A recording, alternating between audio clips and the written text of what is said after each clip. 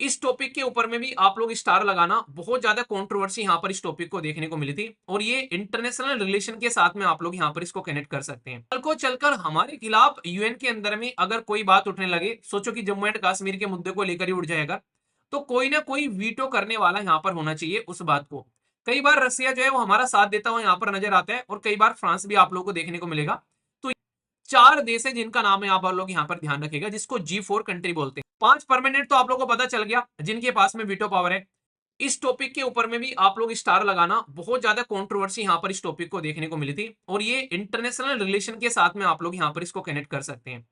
India जो आज की डेट में यूनाइटेड नेशन के अंदर में परमानेंट मेंबर नहीं है, तो उसके लिए यहाँ पर जो अभी रिसेंटली जो सिंगापुर के एक डिप्लोमेट थे, उनकी स्टेटमेंट वायरल हो गई। उन्होंने ये बोल दिया इसमें कि जो यूके है यानी कि यूनाइटेड किंगडम है, जिसने हमारे ऊपर 200 साल तक रूल किया है, उसको अपनी यूएन की जो सीट है वो छोड़ देनी चाहिए, यूएन सिक्योरिटी काउंसिल की जो सीट है, और यहाँ पर उसकी जगह इंडिया को वो परमानेंट सीट मिल जानी चाहिए। तो जैसे ही ये बात सामने निकल कर आई, तो यहाँ पर यूएन यानी कि यूएन सिक्योरिटी काउंसिल के अंदर में, यूनाइटेड नेशन के अंदर में भाई साहब रिफॉर्म की मांग यहाँ पर फिर से उठने लगी। आखिर इनके द्वारा इस तरीके की स्टेटमेंट देने का रीजन भी आप लोग यहाँ पर समझ सकते हैं, क्योंकि आज की डेट में अगर इस मैप को आप लोग ध्यान से देखोगे तो दुनिया में सबसे बड़ी पॉपुलेशन वाला देश है भारत। आज की डेट में अगर आप लोग देखोगे, दुनिया में सबसे बड़ी एक डेमोक्रेसी के बारे में बात करें, जहां पर पूरा का पूरा जनतंत्र जो है वो इलेक्शन में पार्टिसिपेट करता है, तो उसके लिए भी आप लोग को देखने को मिलेगा भारत यहाँ पर। तो आज की डेट में भारत के पास में ही आप लोगों को यहाँ पर यूएन के अंदर में परमानेंट सीट देखने को यहाँ पर नहीं मिलती है। तो इसके चलते यहाँ पर रिफॉर्म की बात की जाती है यूनाइटेड नेशन के अंदर में, क्योंकि जो यूएन है यहाँ पर वो आज की डेट में कठपुतली बन चुका है। रसिया और यूक्रेन की लड़ाई चल रही है भाई, जो यूक्रेन है यहाँ पर आज के डेट में बेसिकली खस्ता हालत में आ चुके हैं भाई, यूएन कुछ नहीं कर पा रहे। अफगानिस्तान के अंदर में 20 सालों तक लगभग यूएसए ने जाकर अपना दंगल खेला, यूएन ने भाई साहब कुछ नहीं किया यहाँ पर।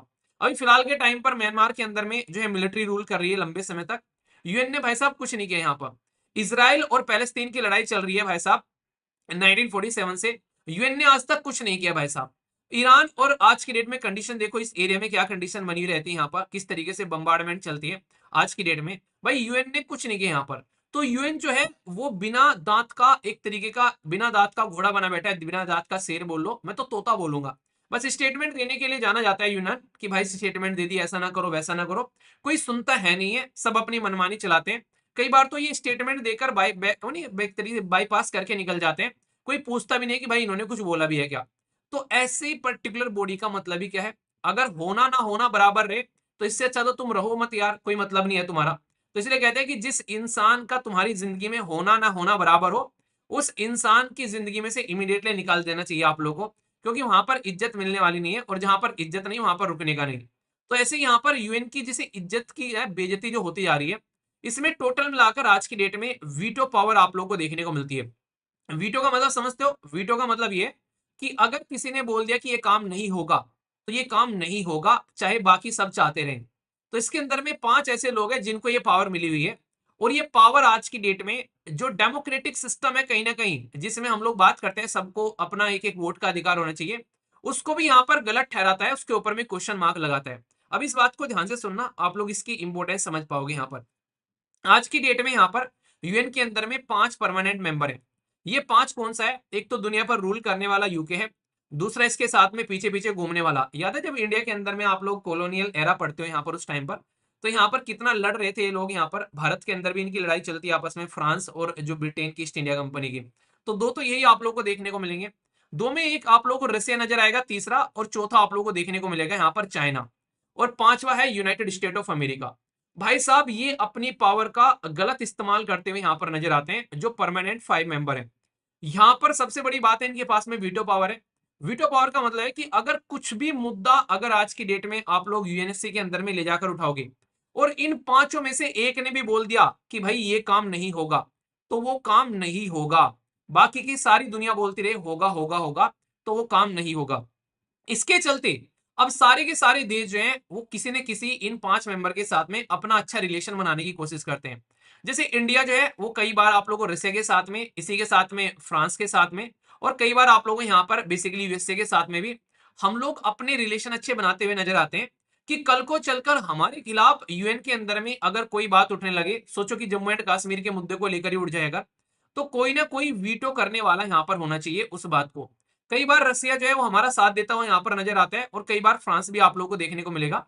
तो ये वो देश है कि जो हमारे साथ में खड़े मिलते हैं, और हम लोग इनके साथ में अपने रिलेशन अच्छे मेंटेन करने की कोशिश करते हैं, क्योंकि इनको एक पावर यहाँ पर मिली हुई है जो कि है वीटो पावर। ऐसे ही यहाँ पर चाइना की गोद में जाकर बैठता है पाकिस्तान यहाँ पर, और इसी के साथ में यहाँ पर जो आप लोग को देखने को मिलेगा नॉर्थ कोरिया, वो भी यहाँ पर चाइना के साथ में आज की डेट में कनेक्टेड रहता है। इसीलिए यहाँ पर बहुत सारे देश ऐसे हैं जो कि किसी न किसी के खेमे में जाकर बैठ गए कि भाई ये हमको बचा लेगा कहीं ना कहीं आकर, और इस चीज का ये लोग जो है वो गलत फायदा भी उठाते हुए यहाँ पर नजर आते हैं। तो आज की डेट में कई बार ये बोला जाता है कि यार ये कैसा यूएन बना हुआ है आप लोगों ने, यहाँ पर ये ऐसी बॉडी बना रखी है जिसका कोई मतलब ही नहीं है आज की डेट में, ना तो इसकी कोई सुनता है। पहली तो बात यही होगी। दूसरी बात ये होगी कि भाई दुनिया का सबसे बड़ा पॉपुलेशन वाला मेंबर जो है वो आज के डेट में डेमोक्रेसी, वो इसका मेंबर ही नहीं है, मतलब परमानेंट मेंबर नहीं है।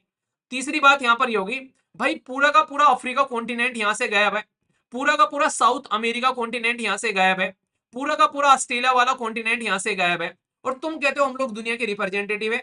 तो अगर आप लोगों को अपने अंदर में परमानेंट सीट रखनी भी है, तो एटलीस्ट इतना तो करो कि एक एक कॉन्टिनेंट से एक एक रिप्रेजेंटेटिव यहाँ पर आ जाए।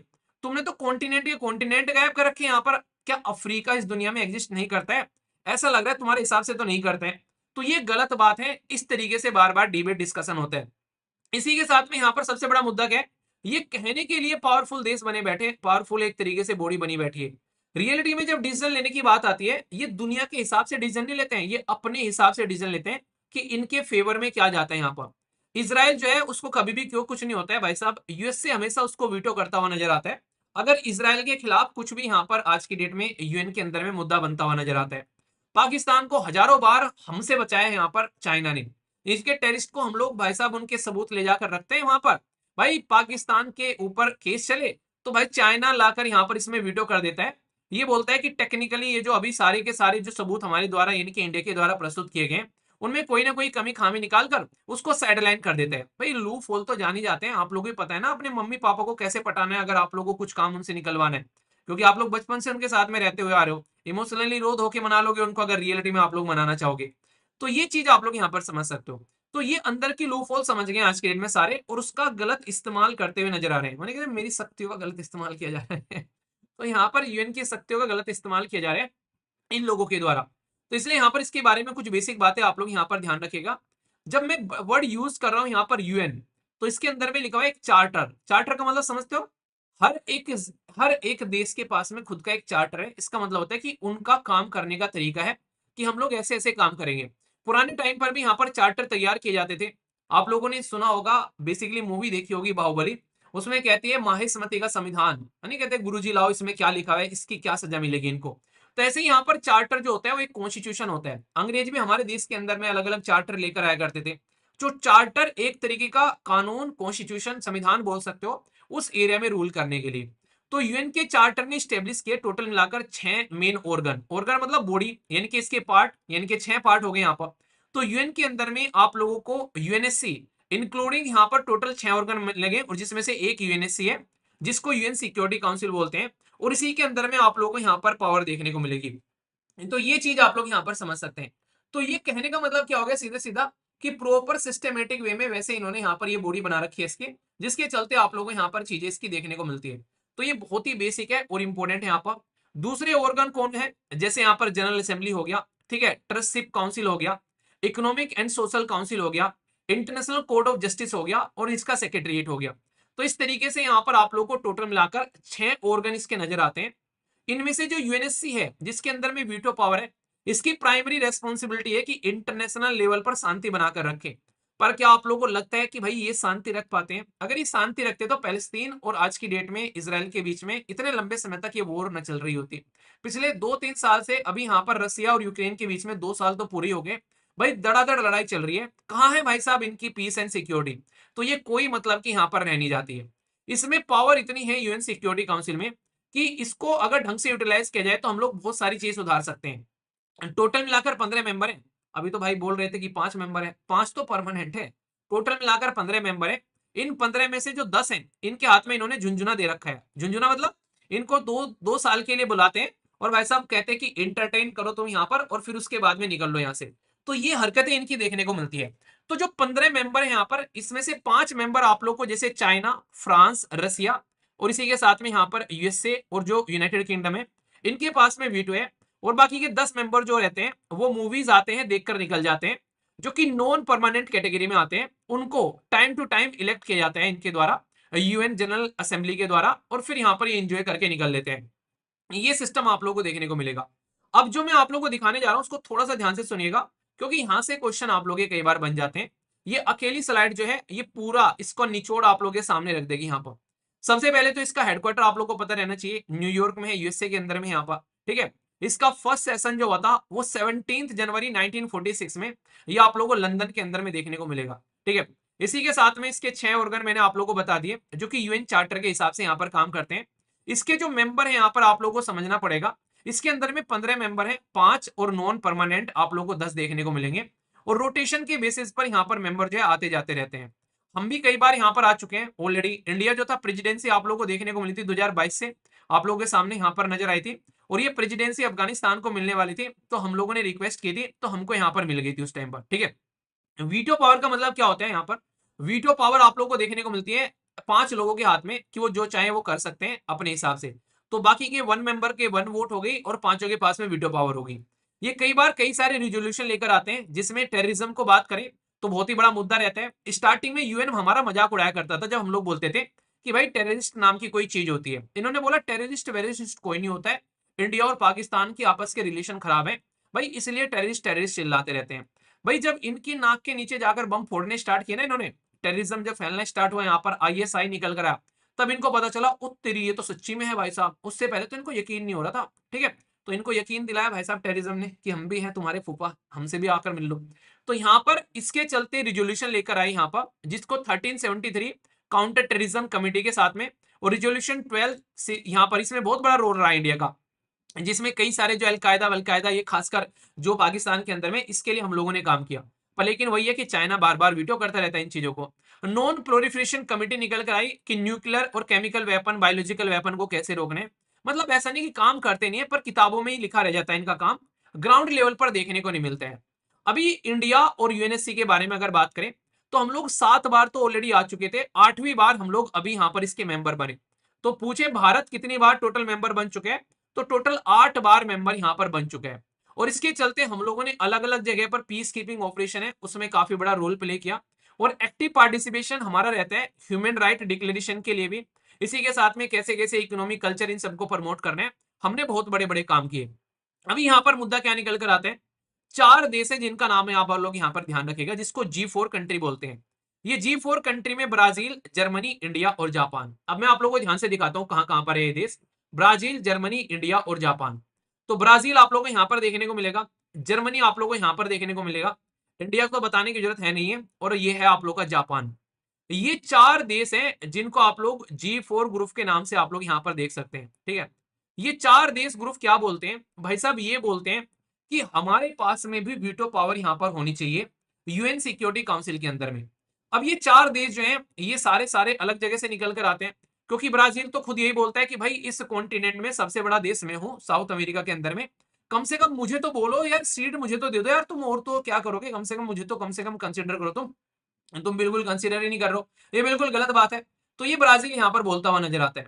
अभी इंटरेस्टिंग चीज क्या है यहाँ पर, जब ब्राजील बोलता है तो ब्राजील के अपोज में कोई और भी बोलेगा पड़ोस में कि ब्राजील क्यों, मैं क्यों नहीं यहाँ पर। तो ब्राजील के अपोज में बोलता हुआ नजर आता है यहाँ पर, इसका नाम है अर्जेंटीना। कहता है कि तू ही क्यों भाई, मैं क्यों नहीं यहाँ पर।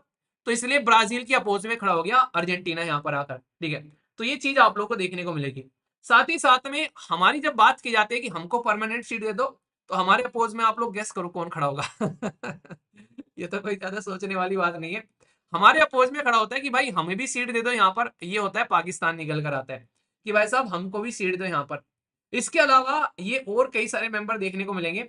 जैसे यहाँ पर जर्मनी की बात आती है, तो ये कहते हैं जर्मनी ही क्यों भाई साहब, इटली कहता है मुझे भी दो, मैं भी तो यहाँ पर मेंबर हूँ, मुझे क्यों कंसिडर नहीं कर रहे हैं। स्पेन कह रहे हैं भाई तू क्यों, मैं क्यों नहीं यहाँ पर, मैं भी हूँ। वो नहीं कहते, आप लोगों ने एक कहावत सुनी होगी, ये कहते हैं कि 4 लोग जो हैं वो एक घर में चोरी करने के लिए गए। उस घर में बेचारी एक बुढ़िया थी, वो चोरी करने गए, तो भाई बुढ़िया रात में बड़बड़ाया भी करती थी। तो यहाँ पर वो बुढ़िया ने खीर बना रखी थी, और खीर बना रखी थी और अपनी चारपाई पे लेटी हुई थी। दादी जी जो थी, उनका जो था हाथ ऐसे लटका हुआ था यहाँ पर इस तरीके से, जो दादी जी का एक हाथ जो था वो चारपाई से बाहर लटका हुआ था, और उसके बराबर में यहाँ पर खीर रखी हुई थी, वो मतलब अच्छी टेस्टी खीर बना रखी थी। तो उनमें से एक चोर का ललचा आ गया, भाई साहब दिमाग की खीर खाते हैं। तो खीर खाना से पहले उसने दादी जी का हाथ देखा, और दादी जी के हाथ पर जो उसने खीर रख दी। तो खीर रख दी तो दादी जी का हाथ जल गया। तो इसकी वजह से दादी जो दादी जी ने एक तो बड़बड़ा रही थी, ऊपर से गई, हे भगवान, ये क्या अनर्थ कर दिया मेरे साथ में, बस ऊपर वाला ही जाने। तो यहाँ पर इससे पहले यहाँ पर दादी जी कुछ बड़बड़ाना स्टार्ट करती, एक इंसान दादी जी के चारपाई के नीचे घुस गया, एक जाकर ऊपर छत पर लेट गया, एक जाकर कहीं छुप गया, इस तरीके से हो गया। तो यहाँ पर दादी जी ने बोला ऊपर वाला ही जाने। तो जो ऊपर बैठा हुआ था छत के ऊपर में, उसने बोला यार दादी जी तो मेरी ओर इशारा कर रही है कि मैंने एक कुकर्म किया है। वो कह रहा है ऊपर वाला क्यों जाने, जो तेरी चारपाई के नीचे बढ़ रहा है वो ना जाने। वो कह रहा है जो चारपाई के नीचे बढ़ रहा है, वो कहने लगा मैं क्यों जानू, जो घर के कोने में पड़ा हुआ है वो ना जाने। तो मतलब कहने का ये है, सबने सबके नाम अपने आप बता दिए भाई साहब। तो वही हरकतें इनकी हो रही है कि जर्मनी क्यों भाई, मैं ना आ जाऊं यहाँ पर, मैं क्यों भाई साहब इटली ना आ जाए यहाँ पर। तो ये वो वाली कहानी आप लोगों को यहाँ पर इंप्लीमेंट होती नजर आती है। तो इसके चलते इन्होंने एक अपना अलग ग्रुप बना लिया, जिसको बोलते हैं कॉफी क्लब। तो यानी कि इनका नाम आप लोग यहाँ पर याद रखिएगा, जैसे यहाँ पर G4 आप लोगों ने वहां पर देखा, तो ऐसे आप लोगों को यहाँ पर कॉफी क्लब आप लोगों को यहाँ पर देखने को मिलेगा। ये कॉफी क्लब जो है ये इसी पर्टिकुलर सिस्टम के लिए काम करता है, यहाँ पर नजर आता है इस तरीके से। तो इस कॉफी क्लब के अंदर में कौन है, ये कहते हैं कि अगर इन चार यानी कि G4 को अगर आप लोग सीट दे रहे हो, तो भाई हम में कौन से कांटे लगे हुए, हमें भी दे दो यार। तो इसमें आप लोग को इटली देखने को मिलेगा, इसमें आप लोग को स्पेन देखने को मिलेगा, इसमें आप लोग को ऑस्ट्रेलिया भी देखने को मिलेगा, ठीक है। इसी के साथ में इसमें आप लोग को ऑस्ट्रेलिया के साथ साथ में अभी मैंने आप लोग को यहाँ पर बताया, इसके अंदर में आप लोगों को यहाँ पर पाकिस्तान भी देखने को मिलेगा। पाकिस्तान हो गया आप लोग का। कनाडा भी देखने को मिलेगा, कनाडा कह रहा है मुझे भी देख लो, मैं तो देख ही नहीं रहे यहाँ पर। इसी के साथ में जब जापान को देने की बात की जा रही है, तो साउथ कोरिया कह रहा है कि मैं क्यों नहीं। तो जापान के साथ में आप लोग को साउथ कोरिया भी देखने को मिलेगा यहाँ पर। तो यानी कि सबके अपोजिट में कोई ना कोई यहाँ पर आगे खड़ा हो गया, ठीक है। इटली और स्पेन जर्मनी को अपोजिट कर रहे हैं, इंडिया को पाकिस्तान अपोज कर रहे हैं, अर्जेंटीना को ब्राजील और ये सारे अपोज कर रहे हैं, जापान को ऑस्ट्रेलिया और साउथ कोरिया। तो क्या हो गया, ये कह रहे भाई हमको भी साथ में लेकर चलो। तो ये कंडीशन है कि यानी कि मेंढक की नहीं कहते, कूप मेंढक हैं, एक की टांग खींच लेंगे दूसरे को आगे नहीं जाने देंगे। तो वो कहानी आप लोगों को यहाँ पर देखने को मिलेगी। तो इनकी जो कॉफी है, ये बेसिकली इनकी कॉफी में पानी मिला दो, भांग मिला दो इनकी कॉफी में, ताकि यहाँ पर हम लोग को सीट मिल जाए। वैसे जेनुअनली बोलूं तो यहाँ पर एक सीट एटलीस्ट मिलनी चाहिए साउथ अफ्रीका को, यहाँ पर।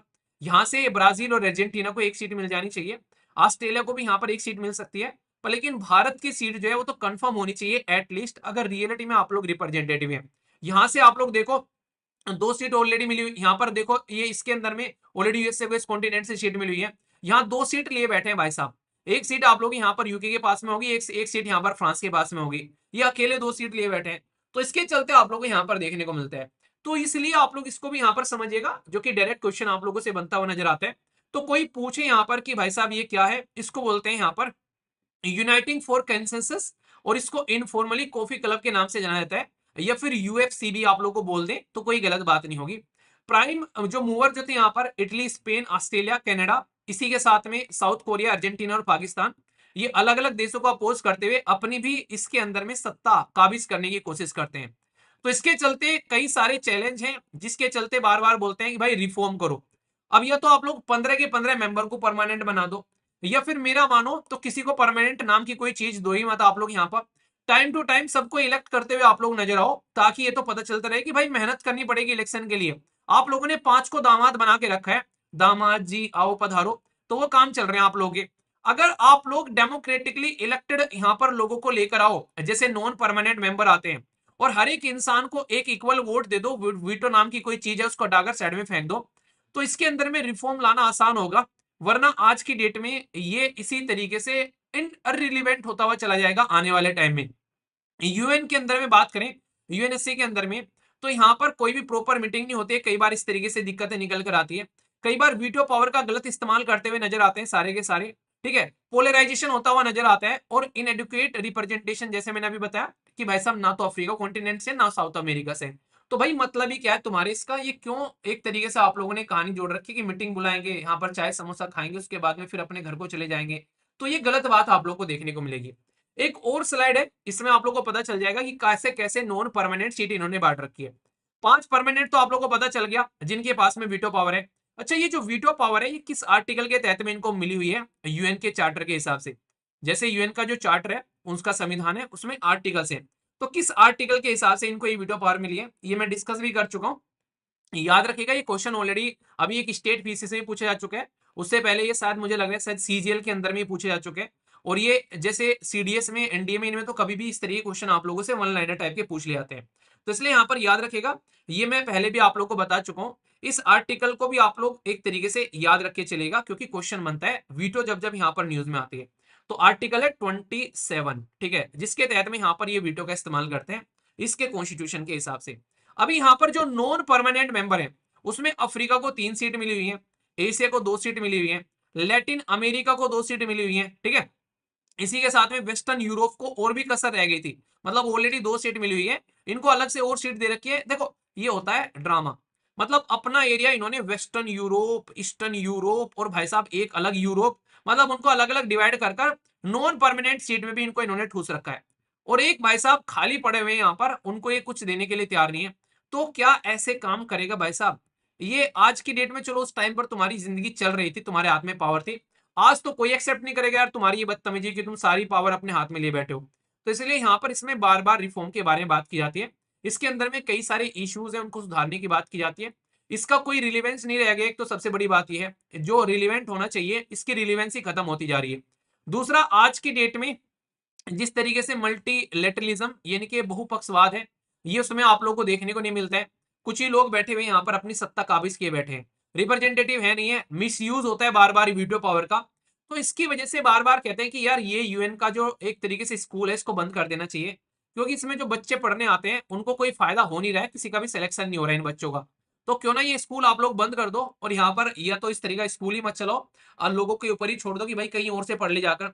तुमने उनको लॉलीपॉप भी दे रखी है, भाई तुमको यहाँ पर चीजें अच्छी मिलेंगी और करेंटली तुम ढंग से कुछ कर भी नहीं पा रहे। तो ये गलत चीज है, ये आप लोग यहाँ पर समझ सकते हैं, ठीक है।